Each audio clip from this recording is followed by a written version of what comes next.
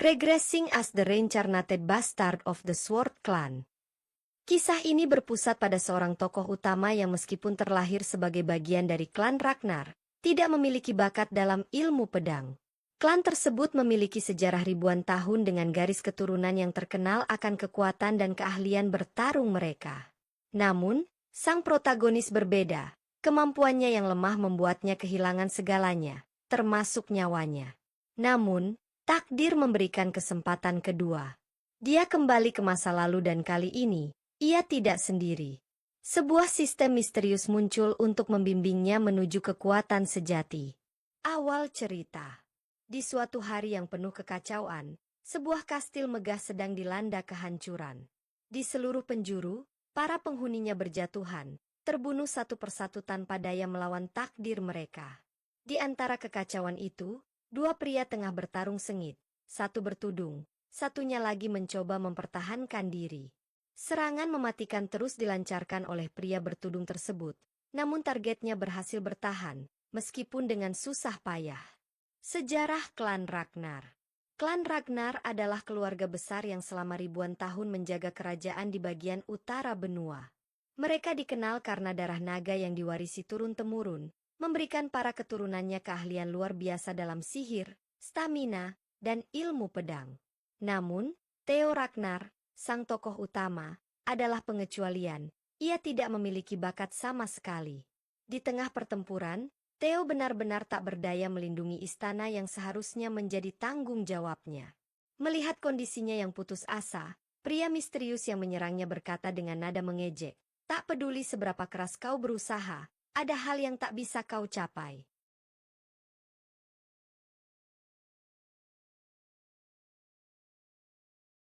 Pengkhianatan yang mengejutkan. Pria bertudung itu kemudian memperlihatkan wajahnya, membuat Theo terkejut bukan main.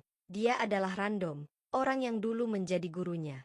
Theo pun bertanya mengapa gurunya melakukan semua ini, namun Random hanya mengejeknya, menertawakan usahanya yang sia-sia selama ini. Bagi Random, perjuangan Theo yang tanpa bakat hanyalah pemandangan menyedihkan. Semua yang telah ia lakukan, semua latihan dan kerja kerasnya, ternyata tidak lebih dari kesia-siaan. Bahkan gelar yang diberikan kepadanya, keturunan bodoh Ragnar, menurut Random adalah hal yang memang pantas diterimanya. Saat Theo berusaha memahami situasi ini, tiba-tiba Random menebaskan pedangnya, dan dalam sekejap, tangan kiri Theo terputus. Akhir yang menyedihkan. Di tengah rasa sakit dan keterkejutan, Random bertanya dengan sinis, "Kenapa menyalahkanku, Tuan?" Menurutnya, semua ini terjadi bukan karena dirinya, tetapi karena Theo sendiri. Kehancuran istana, kematian keluarganya, bahkan nasib tragis sang ibu, semuanya terjadi karena Theo adalah keturunan terlemah dari klan Ragnar. Dalam keluarga yang penuh dengan pejuang tangguh, dialah yang paling tidak berbakat. Direndahkan dan diejek oleh Rendon, Theo tentu saja sangat kesal. Bahkan dalam kondisi tidak berdaya, ia kembali mengangkat pedangnya dan bersiap menebas Rendon. Namun, di tengah ketegangan itu, sebuah pedang tiba-tiba melesat dari kejauhan dan tepat mengarah ke Theo. Ia terkejut dan bertanya-tanya siapa yang melakukannya. Ternyata, seorang pria berjubah muncul dan menghentikan pertikaian antara Theo dan Rendon. Pria berjubah itu kemudian memerintahkan Rendon untuk segera mengeksekusi Theo tanpa banyak basa-basi. Mendapat perintah tersebut, Rendon meminta maaf, beralasan bahwa dirinya sempat terbawa oleh kenangan masa lalu. Namun kini, ia akan segera menyelesaikan semuanya. Sementara itu, dalam keadaan tak berdaya, Theo hanya bisa menyalahkan dirinya sendiri. Ia merasa gagal karena hingga saat ini tidak mampu melindungi siapapun atau mencapai apapun. Melihat segalanya terbakar di hadapannya, hatinya dipenuhi rasa iri. Seandainya saja ia memiliki bakat dan talenta, mungkin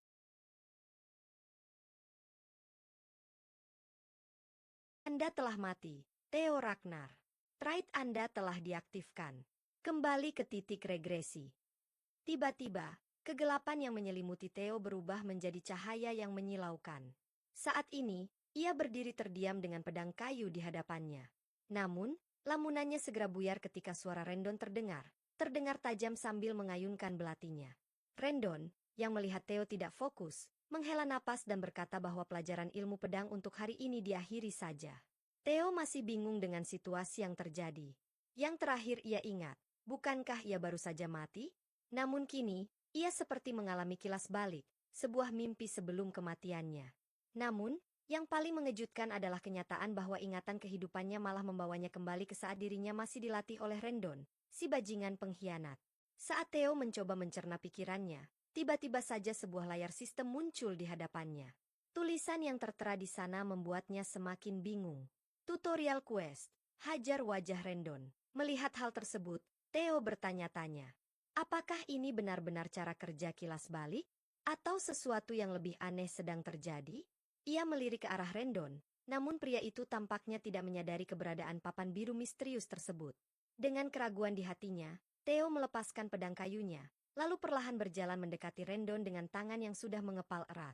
Ia mungkin tidak memahami sepenuhnya apa yang sedang terjadi, tapi ini terasa seperti hadiah dari para dewa. Sebuah kesempatan untuk melampiaskan amarah dan frustrasi yang selama ini ia pendam sebelum semuanya benar-benar berakhir. Mimpi atau bukan, ia tidak akan menyia-nyiakan kesempatan ini. Dengan tekad yang membara, Theo melayangkan pukulan sekuat tenaga tepat ke wajah Rendon. Namun, yang terjadi sungguh di luar dugaan. Rendon masih berdiri tegak, tanpa sedikit pun mundur dari tempatnya. Theo terdiam. Kenapa pukulannya terasa begitu lemah? Bukankah seharusnya ini hanya mimpi? Kenapa terasa begitu nyata? Rendon yang terkena pukulan hanya menyipitkan mata sebelum dengan cepat melayangkan tebasan pedang kayunya ke arah Theo. Tanpa bisa menghindar, Theo langsung terpental akibat serangan itu. Rendon menatap Theo yang terkapar di tanah lalu berkata, "Kelas berpedang telah berakhir."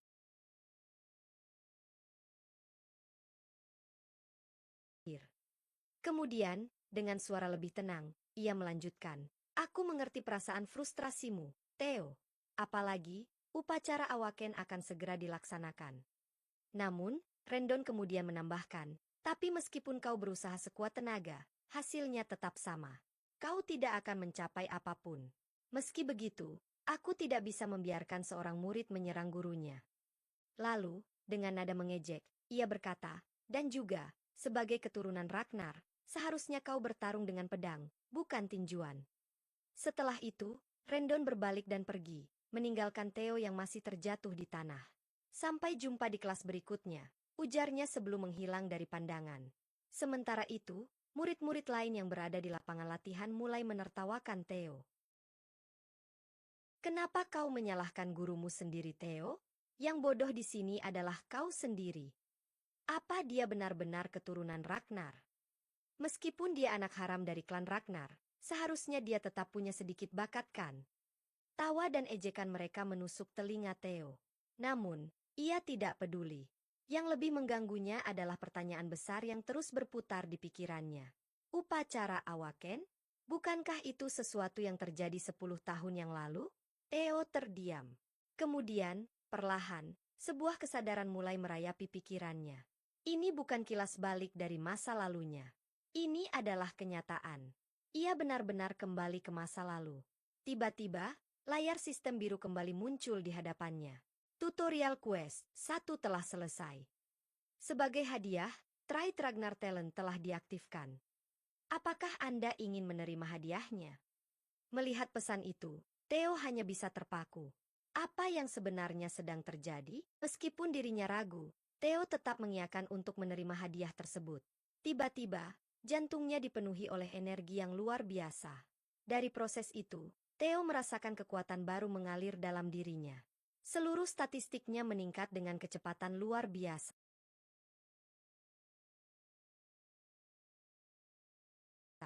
Beberapa saat berlalu, di Istana Ros, di sebuah ruangan megah, terlihat dua orang sedang berdiskusi. Salah satunya adalah Rendon Harvey, guru pedang Theo. Dengan nada serius, Rendon berkata, "Aku tak pernah melihat orang seperti ini sebelumnya." Namun, meskipun begitu, alasan kehadirannya sebagai guru bagi Theo tetap sama, mengajarkan ilmu pedang kepadanya dan mempersiapkannya untuk upacara awakening, yang akan segera dilaksanakan dalam waktu dekat. Di hadapannya duduk Cecilia Ragnar, ibu Theo. Wanita itu terlihat puas dengan kehadiran Rendon. Ia bahkan dengan percaya diri menyerahkan putranya untuk dibimbing oleh pria tersebut. Setelah diskusi selesai, Cecilia memberikan bayaran kepada Rendon. Dengan senyum kecil, pria itu membalas, Tak perlu khawatir soal Theo.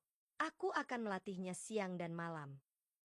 Mendengar kata-kata itu, Cecilia hanya tersenyum dan menjawab, aku memang tidak khawatir akan anakku. Aku percaya padanya.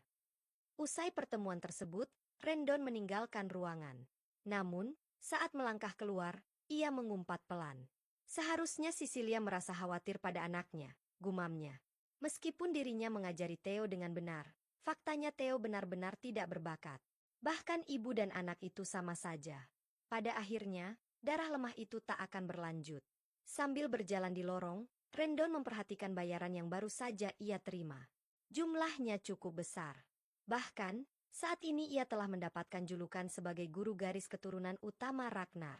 Selain itu, sebagai imbalan atas informasi yang ia berikan mengenai Theo dan usaha untuk menghambat perkembangannya, atasannya telah menjamin masa depan dirinya. Si bodoh dari keluarga Ragnar ini akan menjadi sumber kekayaan bagiku. Namun, sebelum sempat menikmati kemenangan kecilnya, Rendon dikejutkan oleh suara langkah kaki seseorang yang berlari di lorong istana. Ketika ia melihat siapa itu, matanya sedikit melebar. Si pecundang bodoh. Namun, ia hanya tersenyum sinis dan membiarkan Theo berlari melewatinya tanpa peduli. Sementara itu, Theo terus berlari, menuju ke satu tempat, sang ibu. Begitu sampai, tanpa ragu, ia langsung memeluknya erat. Cecilia, yang terkejut dengan tindakan mendadak putranya, bertanya dengan lembut, ada apa? Kenapa tiba-tiba kau memelukku seperti ini? Namun, Theo tidak menjawab. Ia hanya terus mendekap ibunya erat, seolah memastikan bahwa wanita itu benar-benar ada di hadapannya. Karena nyatanya, ia benar-benar telah kembali. Kembali ke 10 tahun yang lalu. Dengan ingatan penuh tentang pengkhianatan Rendon, tentang kematian ibunya yang tidak berdaya, Theo merasakan sesuatu yang selama ini hilang dari dirinya, sebuah kesempatan. Ia kini memiliki kesempatan untuk mengubah masa depan. Meskipun saat ini dirinya masih lemah dan belum memiliki kekuatan apapun, jika pesan misterius itu benar, ia bisa menjadi lebih kuat.